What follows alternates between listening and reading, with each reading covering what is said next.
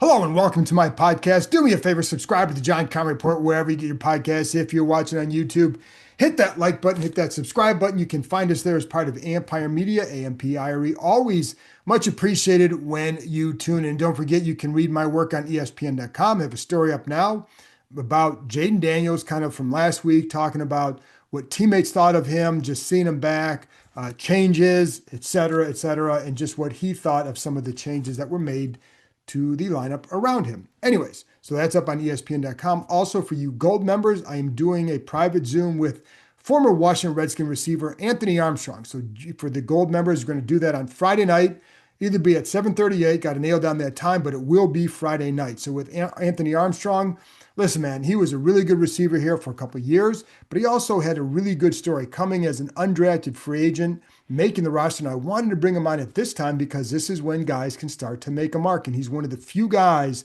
I will say, who really opened a lot of eyes in the spring and then carried it through, not just to some training camp, but to the summer or to the season as a guy, just trying to make the team out of camp. So undrafted guy. So anyways, join us there Friday night.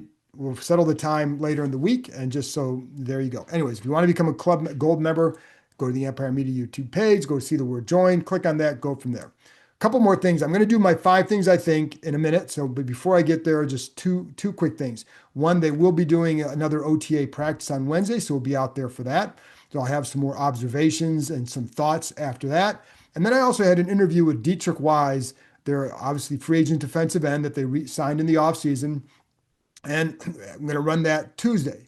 So click in for that or tune in for that.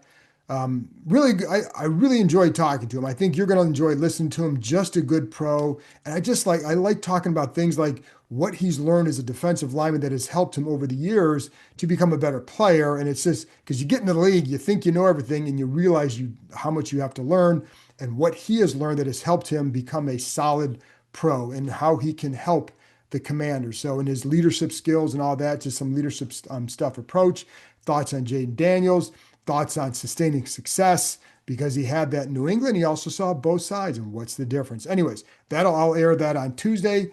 Join me there. Again, just a good pro, and I think you'll enjoy listening to him. So anyway, there you go. Now, that's it. Let's get to my 5 things I think. So I think number one, I don't think I'm worried just yet about Marshon Lattimore not being here. And I think a little bit is too much is being made or worried about that. However, let's go into a couple things here. One, this is what he has 2 years left on his contract. Doesn't have much guaranteed money. It's like $2 million per year. But I don't think this is about a contract. This is what he did his last couple years in New Orleans. So I think this is a continuation of what he's done. And there you go. So I don't know that, I don't think it's anything more than this is how he trains. He is very much a solitary type guy. Not a guy who's, he's not a boisterous guy or anything like that. I think he probably prefers being on his own, whatever. We don't know the whole reason, but I know that this is what he did in New Orleans. That's one thing.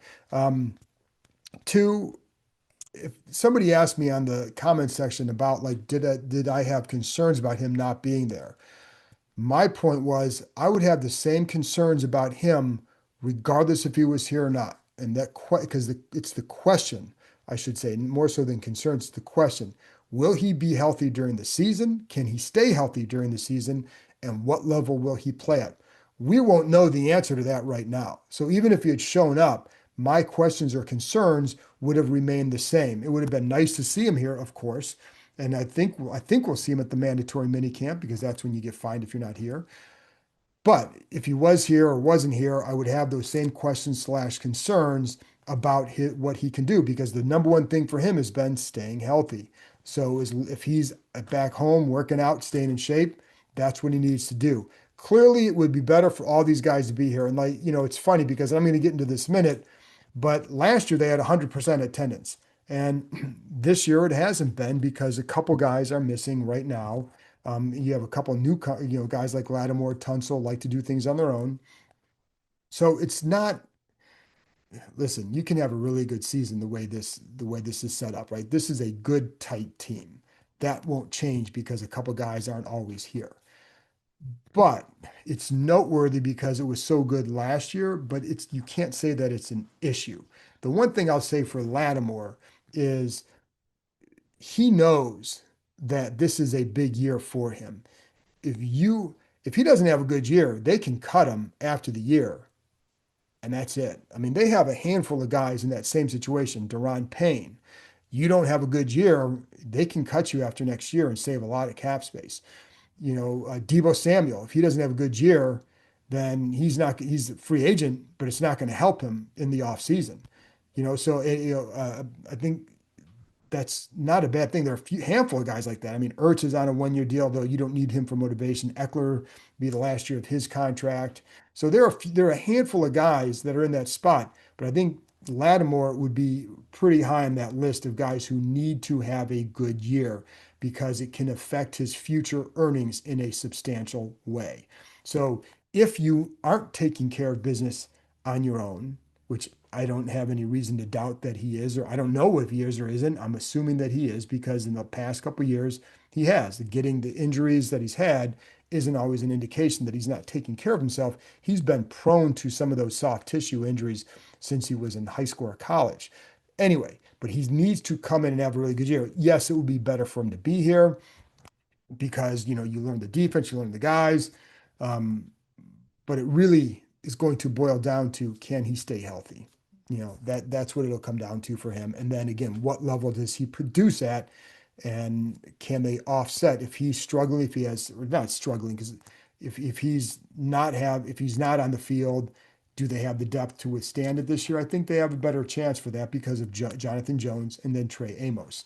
It's funny because I know like Jalen Ramsey, the whole he's out there available, et cetera.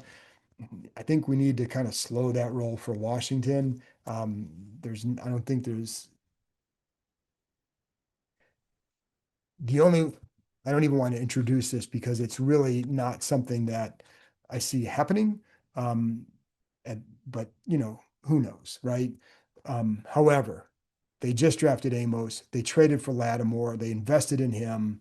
There's only so much you're going to invest and can't invest. So let's just anyway. But for Lattimore, going back to him, he needs to have a good year. He needs to show up in shape. So if he does all of that, then whatever he does this spring is whatever. If he doesn't, but again, he could have, if he was here the whole time, you'd still say the same thing. You've got to stay healthy. You've got to produce at a more consistent, higher level than you did last year. So, anyways, there you go. That's it on him. Now, I think Terry McLaurin and Larry Tunsil are in different spots with their absences. Now, first of all, both those two have been here, especially McLaurin had been here up until the OTA practice started. Tunsil has been here for I think one or two of the phases. So they've at least been here, and you know what McLaurin's going to do. And Tunsil is a proven guy, 5-time Pro Bowler. The difference with Lattimore is that he's kind of at that point now where you got more to prove. So you got to go out and prove it. So if you're not showing up and then you don't prove it, that's an issue. If you show up and don't prove it, that's an issue. If you don't show up and prove it, that's really good. So there's all sorts of scenarios. But with McLaurin and Tunsil, they're just in different situations. Obviously, Terry has the contract extension talk, and he did the same thing the last time that he was up for an extension, and it got done. And I don't know, by the way, where the contract talks are at. One thing if you notice, it's very quiet right now with that. That doesn't mean things aren't being done or discussed.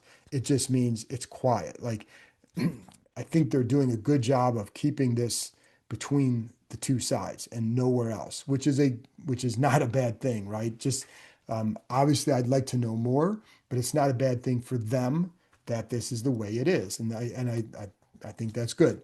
But I don't have an update on that. I just know that they're being very quiet, which is again not a bad thing. The other part with Terry is the tricky part is what are his comps? Because the guys he came in with, like DK Metcalf, just got a new deal. Well, DK Metcalf is 2 years younger. Debo Samuel is younger. Terry's going to turn 30 during the season. Like DK Metcalf will turn 28 in December. So the reason I bring him up is because I asked Joe Corey who would be his comp for Terry, and it was DK Metcalf, just because the same draft class. and they're similar production. So for example, DK has 438 career catches, 6,324 yards, 48 touchdowns. Terry, 460 career catches, 6,379 yards, and then 38 touchdowns. Now, I think we know the quarterbacks that Terry played with up until last year, and he produced with those quarterbacks. So that says a lot about him. So that's where, if there's a difference, could you say it's that? Well, DK's a bigger guy, obviously. Terry maybe, last two couple years has been more productive. Like last year, DK has had 66 catches each of the last 2 years. Whereas and 13 total touchdowns, whereas Terry last year had more than 80 catches and 13 touchdowns just last year. So I think, you can look at that. Is that a bad comp? Not necessarily. Just the age difference, and I don't know how that's going to factor in. It is something I've heard from some people in the league. Just when you ask about that, is that, well, he's going to be 30. How much are you going to pay him? But like again, the DK contract, 4 years, 132 million, 30 million to sign, 60 guaranteed, can get out of it after 2 years. So his cap hit this year, I think, will be over 30 million. But again, you can get out of it after 2 years. So is that something that would satisfy? I don't know. But that's probably in that ballpark, right? Anyways, so that's what we're looking at with that, and we'll see where it goes because who knows? They're being very quiet, and that's good. Laramie Tunsil, meanwhile, five-time Pro Bowler. The difference, yes, it'd be nice for him to be in here, like learning with some of the guys, like let's say he's going to end up playing next to Brandon Coleman. It'd be nice for him to get to know each other and to build that kind of a bond right now, because that's where the best teams always have that that kind of bond. And they had it last year for sure here, and you could see it and feel it during the spring and the mini camp settings. However, the one thing to keep in mind too with Tunsil is the line. They're not part of what you need to learn about guys is how they handle situations. Well, you're not going to really get into situations with the front because you're not going against defensive linemen. And so you want to see how the player next to you handles a certain look. How do they adjust when the D line adjusts to their look? So then you can start learning one another, and that's what's going to happen in training camp. Right now, it's really about learning the person on the field and the camp. It'll be about learning the game as well. So there's always value. He has been here a little bit, and if he's here for the OTAs, then that'll be fine. So, anyways, but that's why to me their situations are different than Lattimore, even though again it's a voluntary situation. You always have to keep that in mind, and as long as they're somewhere getting their work in and coming into camp in shape and staying healthy, there you go, and producing.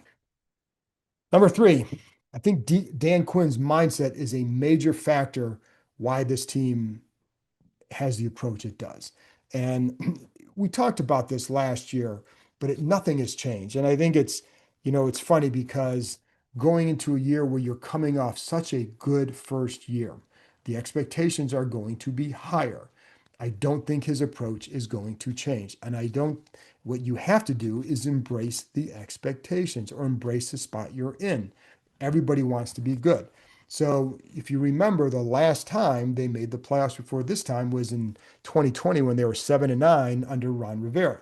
Well, Rivera talked a little bit about how he felt like that team coming back was a little bit immature, and later in the year started saying like, they almost hurt themselves by doing so well that first year. Now 7-9 is not so well, but they did maybe win a few more games than you would have expected, especially given what you looked at, that quarterback situation, et cetera, and all they had to deal with. So because it raised expectations for year two. You're not going to hear any of that talk this year. First of all, it's not an immature team this time. Secondly, I don't think Dan Quinn will ever use that as any sort of negative to have those kind of expectations or to have that kind of year that raises expectations, because that's what you want. So I think there's one difference, but it's also, to me, it's the consistency in the approach. And it was like that last year. Everything was about getting better. Whether you lose the first game, it's like, okay, you've got to get better here. You win the second game against the Giants, and some of the comments afterwards from Quinn were all about, yeah, that's good, but if we don't do this, we will not do X. And then they went about and took care of that. So, but it was that mindset, always working to get better. It's why, like, you're coming off this 12-5 year, but you didn't win the Super Bowl. You got really far, close, very close. However, this is a different year. So that's why your mindset and approach can change. But the other thing that I appreciate with him is he's always going to look for a positive. And sometimes as a reporter, you are curious, like, what is what's going wrong with this guy, because you're trying to analyze, like, we've seen this guy do this, now he's not, what's going on? And some people are more willing than others to explain that. But one thing with Quinn is he's really big on keeping it on a positive focus. That's how he has built good relationships with players and with coaches. One little example. So the last week in the press conference, I did ask him about his approach to handling this, and I asked him, basically, it was about, like, these settings are voluntary, but last year you had such good attendance. Well, what's your approach to when guys are missing this year for a variety of reasons?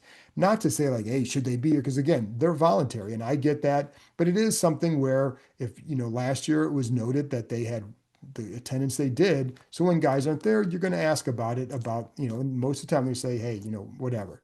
But what he did here, it's funny because the first line he had was, he said, it's not a one size fits all. And he's right. Like, each of those guys are missing for different reasons. And again, as long as you're taking care of business. But he said, not one size fits all. And then for a long paragraph, he went on to all the stuff that had gone right this offseason, basically, and how it's been a great offseason. And he started talking about the coaching staff and some other players and what they did. And it was more, by the end of the answer, you kind of forgot the question, because it went such a different way. And again, because it's not this huge issue. But this is more to point out the approach he takes. And I think it's a healthy one for him, for sure, because it's why he's done what he's done. And he works so much with the mental skills coach. And I think this is a part of that type of approach, that type of thinking. He doesn't waver from that. I'm telling you, like, I've been around coaches who definitely waver from that. They might say one thing here, but they don't live it over here. And they let things distract and bother them. I think Ron was really good at, he was big on, don't worry about what's interesting, worry about what's important. But I did feel there were times where he worried about what was interesting. And I think it can sidetrack you. I don't get that with Quinn at all. And I think that's good. And I think Ron had other strengths as a coach and other weaknesses, whatever. They all do. But I'm just saying, in this particular case, I think that's one of the things that's definitely been a difference. He doesn't get distracted. And I think, therefore, this team doesn't seem to get distracted, because he keeps it. What are you doing today? What are you doing today? What are you doing Thursday? What are you doing Friday? Right? And just whatever the day is, and not looking too far ahead. So I think that's very healthy, and it's something that is a strength of his. Number four, I don't think they're going to have a hard time keeping guys happy, getting them the ball. So, and I bring this up because the question was asked to Cliff Kingsbury last week is, how do you keep, you have all this talent, how do you keep all these guys happy? Well, there's a couple of things to keep in mind here. Deebo Samuel is a good receiver, right? He's coming off a 60 catch year. That's about what, you could, if he gets that, and then 40 carries, right? So 100 touches. That's a good chunk. But it's not like they added Justin Jefferson and Derrick Henry to this lineup, right? They added a guy in Deebo who can help, and guys know it. Might some guys get a little bit fewer? Possibly.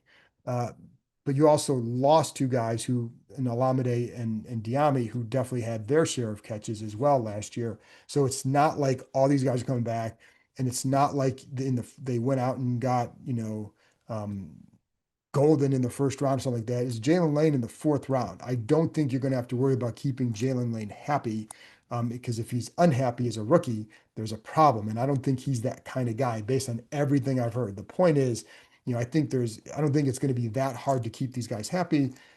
Zach Ertz, true pro. Eckler is a pro, right? McLaurin, pro. But this is why I think it's important to get that contract done for Terry, because if you had two receivers in that situation where McLaurin and Deebo are looking for new deals after the year, that's when you can start to get into some trouble. But McLaurin does not have the reputation of getting in the quarterback's ear, getting in the coordinator's ear, and saying, demanding the ball. Like everybody knows the importance of getting in the ball. And I think the same would be true of Deebo Samuel. Um, Zach Ertz, like he's a very specific target for them. Third downs, fourth downs, red zone, right? Like that's where he's really produces. Eckler screens, and he has a specific role. I don't know how much is going to get cut into that. So, and plus, again, I think the talent on this offense is number five. Like he makes this all work. So while there's players you want to get the ball to, number five is the one who really makes it work. And it's why, like you look at last year, Noah Brown, I've talked about this before, Noah Brown, Terry, Diami, Alameda, they all had terrific years. And I think it was a combination of Jayden Daniels and Cliff Kingsbury. That stuff that's how you keep guys happy. And winning keeps guys happy. So, but I don't think it's like you don't have these like I've been around like Deshaun Jackson and Pierre Garcon. Like those guys wanted the ball. They were tough on Kirk Cousins to the point where I remember talking to coaches later and where they were here and then were then with other teams and like they they were with players who are like, why does he let them treat him that way? And I think Kirk's probably grown out of that, right? He was a young quarterback at the time, but they were definitely tough on the quarterback. You don't have those kind of guys here. So this is not, to me, this is not anything that you have to worry about. Like, how are they going to keep everybody happy? And Brian Robinson, to be honest, he's been a fine player, but it's not like he's produced to the point where like, oh, you got to give me the ball and just feed me. He hasn't shown that he can do that at a high level at this point. Will he do it this year? If you get better blocking, is that enough? I don't know. Jacory Krosky Merritt, is he going to be the kind of guy who comes in and produces? We don't know yet. It's a seventh round pick. I'm intrigued by him as much as anybody. However, we don't know, and we don't know what Jalen Layton can come in and do. So Noah Brown coming off an injury, I don't think he's going to sit there and demand the ball. So my point is, it's not to me, it's not something that I would even worry about because I just don't think they have that kind of roster and those kind of players that would cause some kind of issue. Yes, like Ertz in certain situations, yes, he knows he can get the ball and do because he's done it over time. But you know who else knows that? Jayden Daniels and Cliff Kingsbury. Same with Eckler. They know the weapon they have in him. They know the weapon they have in Deebo Samuels. So that I wouldn't worry about that at all. So there you go. And then number five, a big deal was made, and rightfully so, about all the assistant coaches coming back. I think for continuity's sake, it's terrific. Guys know what to expect from their coaches. The coaches know what to expect from most of the players because they've had them. They have those relationships established. They can build off that, and you can then form new ones with the newcomers. So it's not like everybody's having to get to know each other all over again. That's a really good thing. But I think an equally big thing, especially for Jayden Daniels and the offense, was the return of Marcus Mariota. And I think again, it's continuity's sake, but it's also here's a guy you. This is the best quarterback situation they've had because of not just because of Jayden Daniels, but also because of Marcus Mariota. And it's funny because at this time last year, I considered it a bit like I wasn't sold on that signing. Well, it shows you how much that I know. And I think a lot of other people were like that too. And I think if you're honest, you probably would admit the same thing. But he's been a terrific fit for this offense. So having him in the second year with this offense to not just for as a backup, but to help Jayden Daniels in the room and just on the sidelines, he's a valuable, valuable resource. But it's also gives the coaches confidence and the players confidence if something happens where Mariota has to come in and play. And you hope that doesn't happen. But we saw last year in two games where he had to. And what did he do? He produced in both games. He looked unbelievably comfortable in this offense. That's a huge deal. So this team can go into the year feeling really good about its quarterback situation, knowing what they know about Jayden Daniels, knowing what they know about Marcus Mariota. And I would also say, like Josh Johnson, if he sticks around, he'd be a terrific third guy. Sam Hartman, if he's practice squad third guy, whatever. But those first two guys, obviously Jayden, but then having Mariota back, that's a really big deal. And it reminded me of it last week when we were out at OTAs and just kind of watching him and the comfort level that he has with this offense. And you could see it. I mean, he operated that offense at a very good level. And I think this offense really fits him. So to have him back, in the best case scenario, he never plays. But if he does, if he has to play, this team can sit there and say, hey, look what he did last year. Look at his comfort level in this offense.